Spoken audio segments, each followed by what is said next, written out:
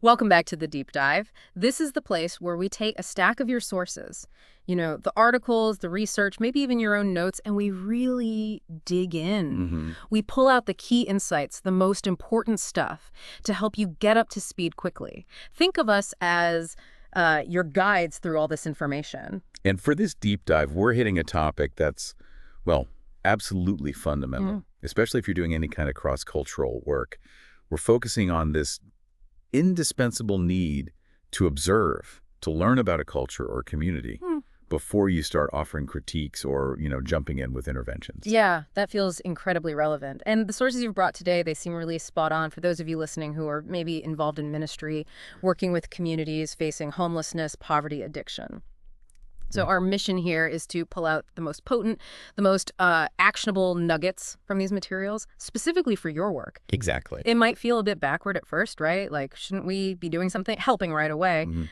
But these sources, they make a really, really strong case for why this first step, this learning phase, isn't just helpful, it's critical for being effective and, frankly, for being ethical. That's it, precisely. And what's really interesting is how the sources pull wisdom from, well, three different but connected areas: Mm. anthropology, missiology, the study of mission, and Christian community development.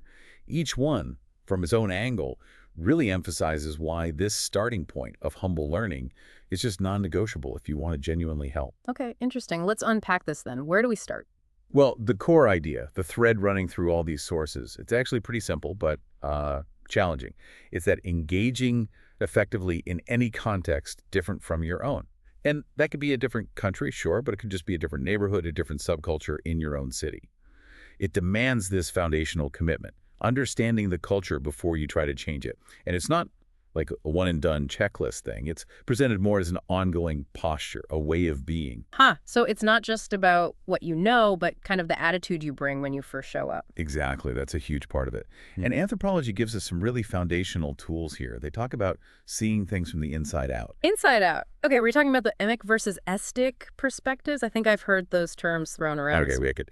Emic is the insider's view. Mhm. It's trying to grasp meanings, beliefs, actions, exactly as the people inside that culture understand them. Mm. What does this ritual actually mean to them? Why is that interaction significant in their world? Okay. The estate view, that's the outsider looking in. It's when you use your own background, your own cultural logic, your own categories to analyze what you're seeing. And I guess when we first walk into a new situation, especially one maybe where people's lives look really different from ours, like with homelessness or addiction challenges, we naturally start with that aesthetic lens, right? Based on our own stuff. Oh, absolutely. Your starting point is always Edic. Hmm. It's shaped by your upbringing, your culture, your whole life experience. Yeah. So the deliberate goal, the really crucial work, is to cultivate an emic understanding, to genuinely try and see their world, their struggles, their resources, their relationships from their point of view. Okay, but how do you even start to do that? To see from the native's point of view, as the sources put it? That sounds hard. It takes immersion. It really does. Right. Anthropologists use methods like participant observation, which literally means spending time participating in daily life as much as is appropriate, just being there, Yeah. building relationships. It also involves things like in-depth interviews, not just quick surveys, but really listening to people's stories, their experiences. Hmm. And the sources are pretty blunt. Without putting in the effort to get that emic understanding, any critiques you have or solutions you suggest are probably going to miss the mark badly. They might make perfect sense to you from your attic viewpoint, but they just won't connect. Or worse, they could cause offense or misunderstanding because they don't fit the reality of the people you're trying to engage with. Hmm. And really importantly, seeking that emic view, it's fundamentally relational. It's how you build trust. Trust. Yeah. And when we're talking about building trust, especially maybe with people who've been let down or hurt before, which can be common in the context we're discussing, that feels absolutely paramount. Now, you also mentioned cultural relativism. That term can sometimes raise eyebrows, maybe, Yeah. especially for people coming from a faith background. How do the sources handle that? Yeah, that's a really key clarification, and the sources are careful here. Cultural relativism, as anthropology uses it in this context, is primarily a methodological tool, not a moral free-for-all. Okay, methodological. It's a principle for understanding. It means you try, really try, to understand a culture on its own terms, using its logic and values, before you slap your own judgments on it.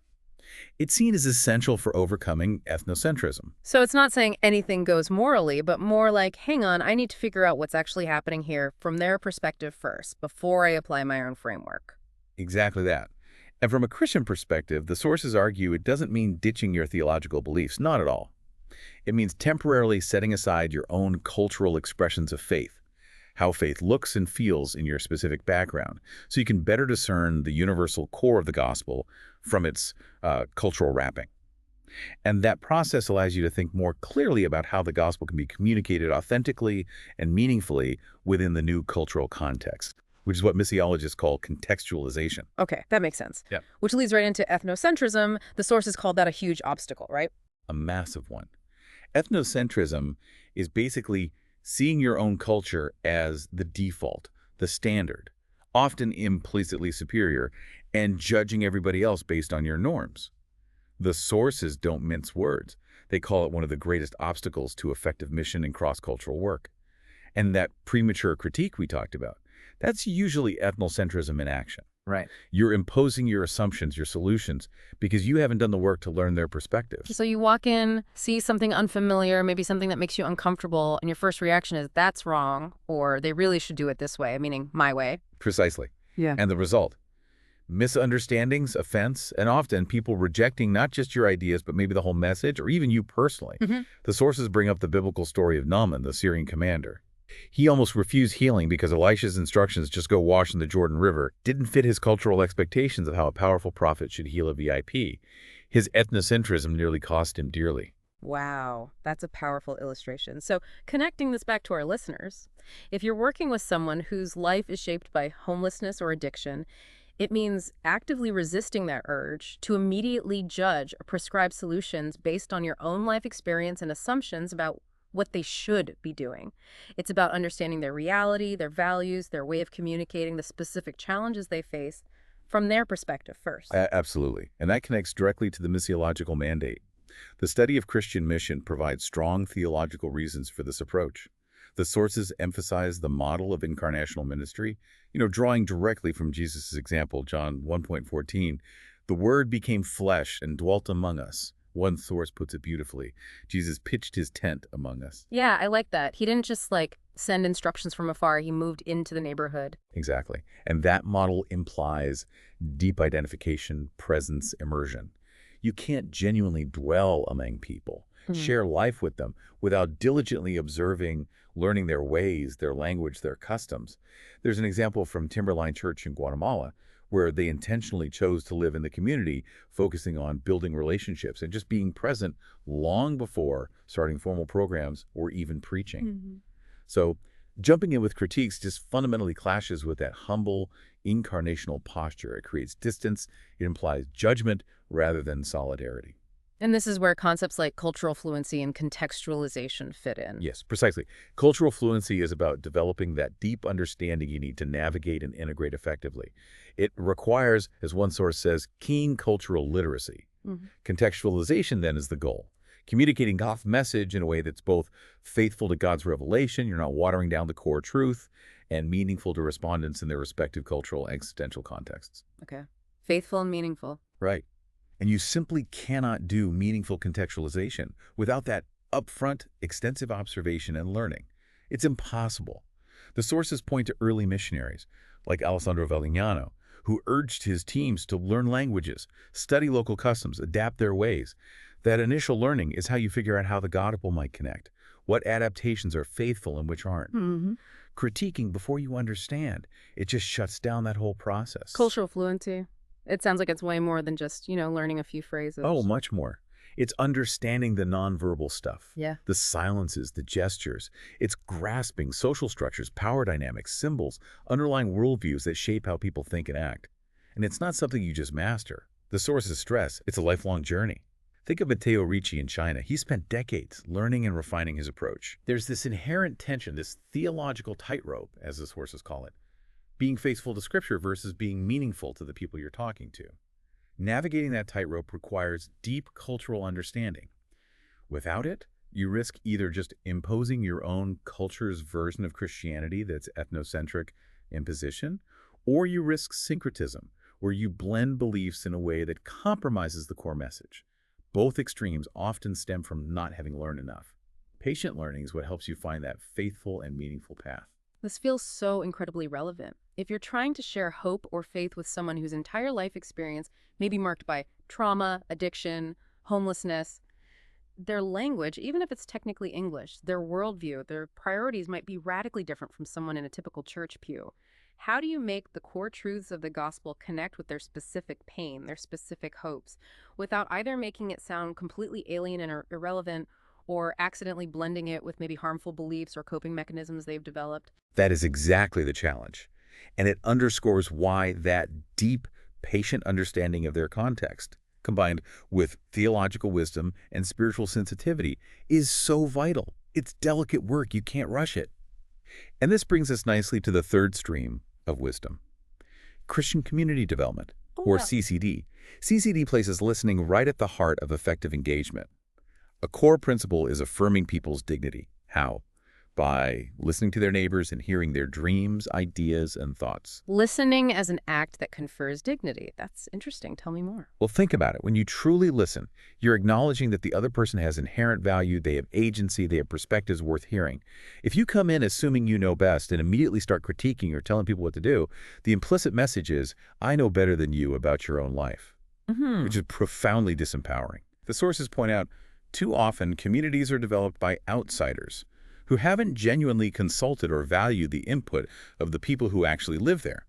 And this connects directly to something called Asset-Based Community Development, ABCD. It represents a fundamental shift in perspective. Instead of starting by identifying all the problems, all the deficits, the needs, the lack of resources, ABCD intentionally starts by looking for and building upon the community's existing assets. Assets, like what kind of things? Talents, skills people have, existing social networks, informal groups, local institutions, maybe even physical assets. Crucially, it includes local knowledge. Okay, so looking for strengths first, not just the struggles. That feels really powerful and respectful. It's transformative. Because in ABCD, the community members themselves are the key actors. They identify the assets, they decide on the priorities for growth, and they figure out how to bring it about using what they already have. Key principles are things like everyone has gifts and keeping citizens at the center. Observation and learning are absolutely fundamental to even finding these assets in the first place. Right. You wouldn't know they exist otherwise. Exactly. And premature critique. By its nature, it focuses on the needs, it overlooks the resources, and it risks creating or reinforcing dependency. This is a very direct quote in the sources here. Do not do things for people that they can do for themselves. Ooh, yeah, that hits home. It's meant to. And the listening involved in CCD isn't passive. It's active. It's participatory. It actually mirrors anthropological participant observation in many ways. Both approaches deeply value learning from the community, recognizing them as the experts on their own lives. I can really see the connection for listeners working with people facing homelessness or addiction. It's so easy, and sometimes the systems we work in almost force us to see only the problems, right? The lack of housing, the substance use, the unemployment, the visible hardships. But CCD and ABCD challenge us to look deeper, to ask, what resilience is here? What incredible survival skills have been developed? What knowledge does this person possess about navigating systems or finding resources? What informal networks or support systems, however fragile, already exist? Focusing on those assets, it honors the person's dignity, their potential. The imago Dei, the image of God in them, as the sources would say, instead of just defining them by their brokenness. It really does shift your role from being the fixer to being a partner, helping unlock what's already there. The sources are quite clear that a purely needs-based approach can actually strip him or her of dignity. Okay, so we've built this strong case for why observation and learning are so foundational. What actually happens when this gets skipped? What are the real-world consequences of rushing in with critiques or solutions from an outsider perspective? The sources paint a pretty clear picture of the perils. We're talking about everything from ineffective programs and wasted resources right through to serious relational damage. And almost always, as we've touched on, it stems from ethnocentrism. That ethnocentric blindness, that assumption that your way is the best or only way. It's called a greatest obstacle repeatedly. It leads people to underestimate the real cultural barriers. And then they impose external forms, maybe their specific style of worship, theology framed in very Western terms, even ideas about what a church building should look like, assuming it's universally right. The sources give historical examples, like missionaries condemning practices like lobola, bride price, without understanding its complex social role, or judging gender roles based purely on Western norms. Another consequence is failing to develop indigenous leadership, often because of a paternalistic attitude that doesn't trust local capability. The sources use really strong language here, calling the imposition of external frameworks without understanding cultural violence. Because it devalues local identity, it can breed resentment, and it can unintentionally replicate colonial power dynamics. Wow, cultural violence. Yeah, Yeah, that really underscores the potential harm, even if unintended. it does. They talk about glaring failures and a painful legacy from past insensitivity. So this observe and learn first principle isn't just presented as a nice idea, it's framed as a necessary corrective to that history. It demands humility and accountability. Okay, so ethnocentrism is a big one. What else goes wrong? Miscommunication and misinterpretation are almost inevitable. Good intentions, as you said, just aren't enough. Without that nuanced cultural understanding language, yes, but also nonverbals, symbols, communication styles, it's incredibly easy to misunderstand or be misunderstood. Daryl Whiteman's idea of paramessages comes up the unintended messages sent by your attitude, your body language, your tone that can completely override your words. Entering as a learner, he argues, helps mitigate this. Using cultural forms inappropriately, even if you mean well, can send really detrimental nonverbal messages. So the message sent isn't always the message received. Exactly. Think practical examples. Businesses failing because they sold tropical clothes in Norway, or McDonald's having to completely change its menu in India. In a ministry context, the source tells the story of a missionary giving a check to a family, intended as help, but then discovering the family had no bank account and no way to cash it. That simple act, meant kindly, just revealed a total disconnect from their socioeconomic reality. Oh, that check example is really poignant. It shows how easily a helpful gesture can actually highlight a profound lack of understanding about someone's basic life circumstances. It really does. And it's often deeper than just practical mistakes. It's failing to grasp underlying worldviews, how people perceive information, authority, or even time. Just learning the language isn't enough if you don't understand the fundamental ways people think and see the world. And there's a long-term danger, too. Repeated failures caused by this kind of insensitivity build a bad reputation. It creates distrust that can poison the well for future efforts, reinforcing negative stereotypes about outsiders. Yeah, you can easily see that happening when assumptions are made about people experiencing homelessness or addiction, offering help they can't use, using language they misunderstand or find condescending, doing things that inadvertently disrespect their norms or boundaries. It happens all the time if you haven't taken the time to understand their world. Precisely. Another major peril is undermining local agency. When you rush in with critiques, you're usually coming from that needs-based perspective we talked about. While needs are obviously real and important, focusing only on deficits frames people as lacking, as passive recipients. It disempowers them. As the sources say, it can strip him or her of dignity. Right, contrasting with the asset-based approach. Exactly. ABCD focuses on assets, empowering people towards self-sufficiency. Remember that principle. Do not do things for people that they can do for themselves. It's not about being unhelpful. It's about recognizing and respecting their capacity. The sources warn that a top-down, needs-focused approach can turn potential participants into passive subjects or ignorant objects of outside interventions. Theologically, it raises the question, are people primarily defined by their brokenness, or by the imago Dei, the image of God within them, implying inherent dignity, gifts, and capacity? An asset-based approach, which requires learning first, aligns much better with that theological truth. Premature critique overlooks assets and diminishes dignity. And there's a warning, too, about replicating historical colonial helping patterns, imposing external solutions that don't fit, undermining local ownership, and creating a kind of neo-colonial dynamic, even if your intentions are good. That really resonates. Avoiding that savior complex where you swoop in to fix everything but actually end up disempowering the very people you want to help. It seems crucial to recognize their capacity, their gifts first. Absolutely. Then there are the theological pitfalls, particularly around contextualization versus syncretism. Remember, the goal is faithful and meaningful communication. Rushing the adaptation process without deep cultural understanding risks either under-contextualization, the message feels foreign, irrelevant, or syncretism, Syncretism is defined in the sources as an essence-changing blend, where core Christian beliefs get mixed up with incompatible cultural elements in a way that distorts the gospel. Okay, so it's not just adding local flavor, it's changing the actual substance. Exactly. The Tequania example is mentioned, where baptism was apparently misunderstood as a kind of magical healing ritual because the underlying cultural beliefs weren't properly understood before introducing the practice. Navigating this requires enormous discernment, cultural literacy, theological wisdom, spiritual sensitivity. You just can't have that discernment without putting in the learning time first.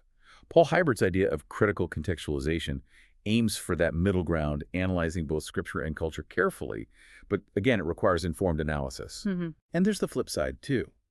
Sometimes a fear of syncretism leads to rigid ethnocentrism.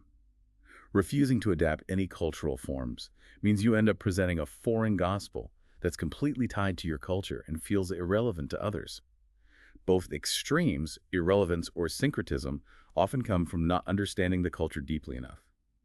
Patient learning helps you identify potential redemptive analogies, existing cultural forms or concepts that can be infused with Christian meaning, like Matteo Ricci did with some Confucian terms in China. But premature critique of local practices without understanding their meaning or function just shuts down communication. So thinking about sharing faith with someone whose life has been marked by, say, addiction or trauma, how do you talk about hope or redemption in a way that truly connects with their experience of brokenness without either sounding completely out of touch because your church language is foreign or accidentally blending the gospel with unhealthy patterns or beliefs from their past? That's the tightrope. It demands that deep understanding, that careful discernment the sources advocate for. It's complex and ongoing.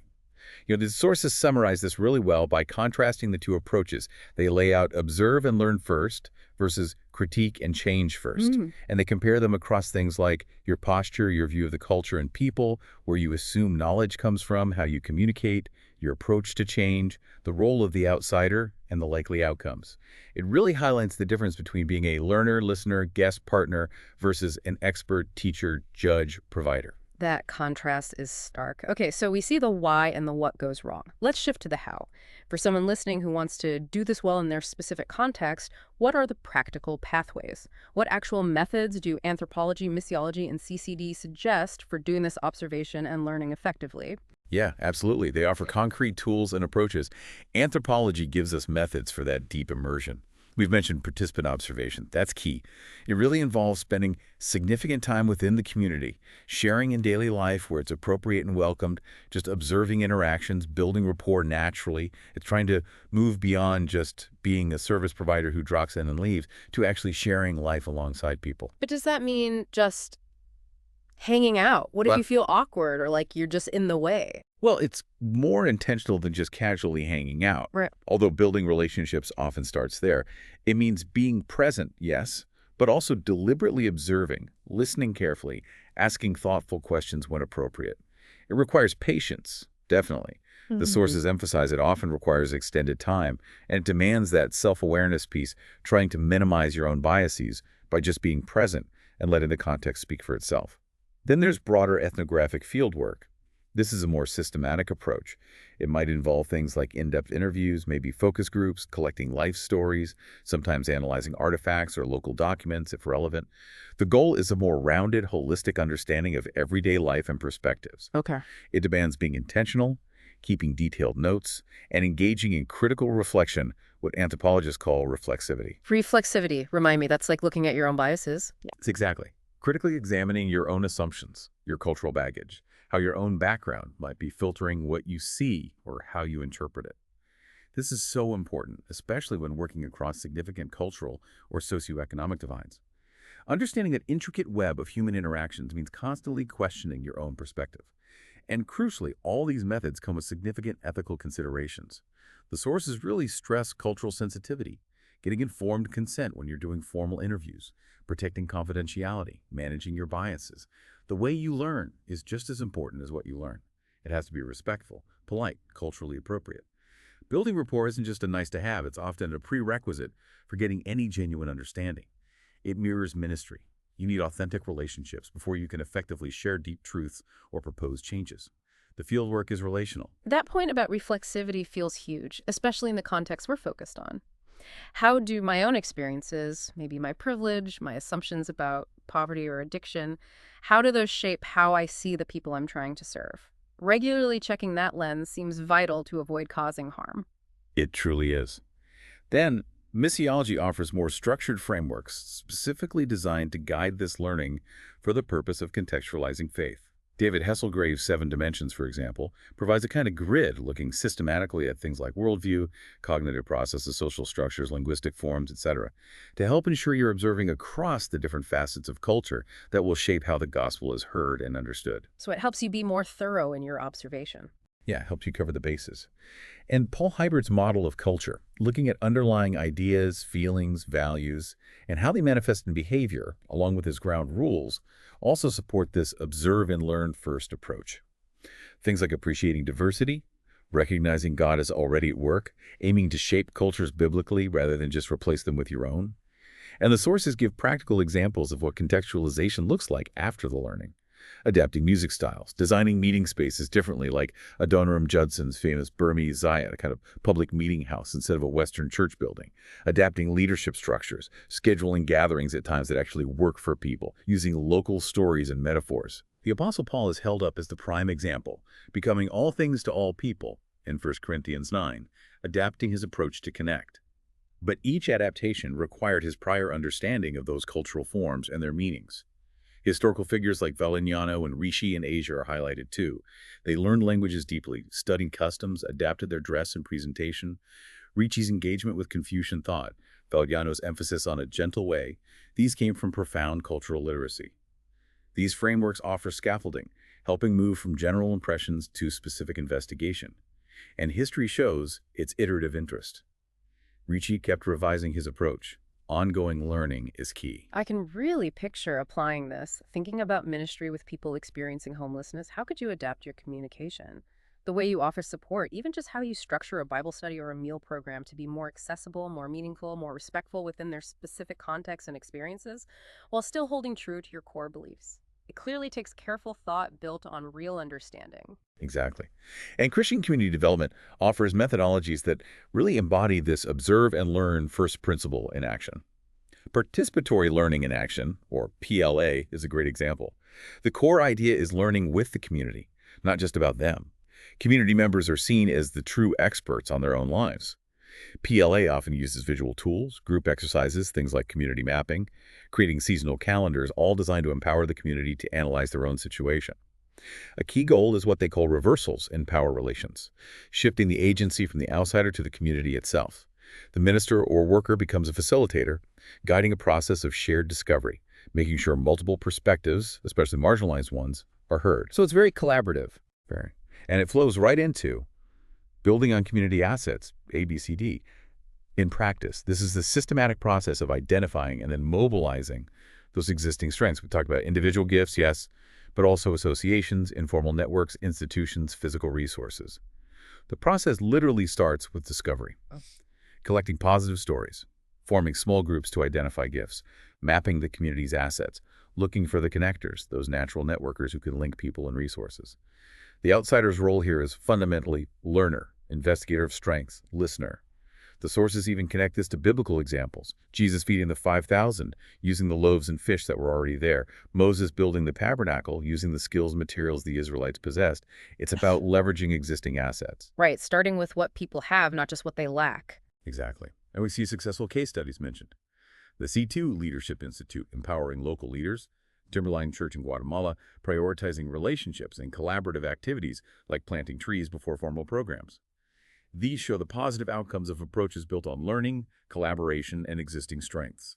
Theologically, PLA and ADCD are powerful because they democratize knowledge, shifting power away from the expert outsider.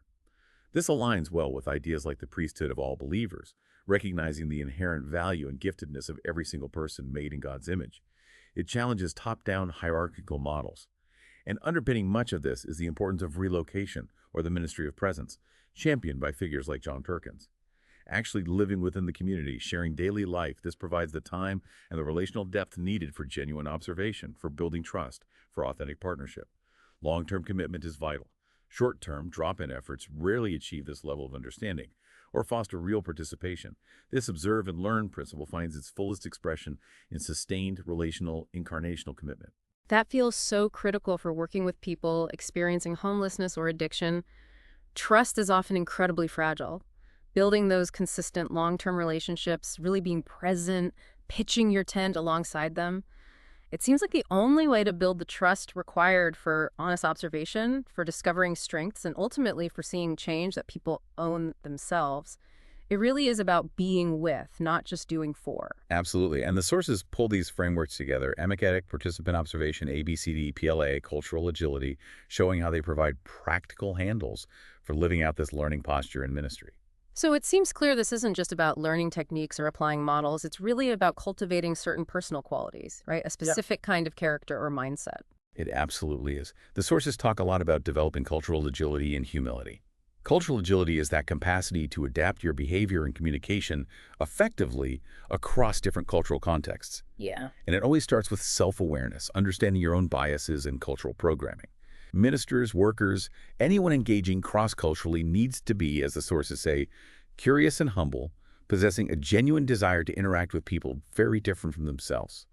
You have to be willing to enter as a learner, not the expert with all the answers. Yeah. Humility is key, being willing to be taught, admitting ignorance, asking questions, making mistakes, and learning from them. It involves continually dealing with one's own cultural baggage. Some practical steps suggested are intentionally identifying your own cultural values and biases before you even start, doing homework on the host culture or community, reading, watching documentaries, talking to insiders, and then once you're there, asking specific, thoughtful questions about customs, communication, social norms. They also frame cultural humility as a spiritual discipline.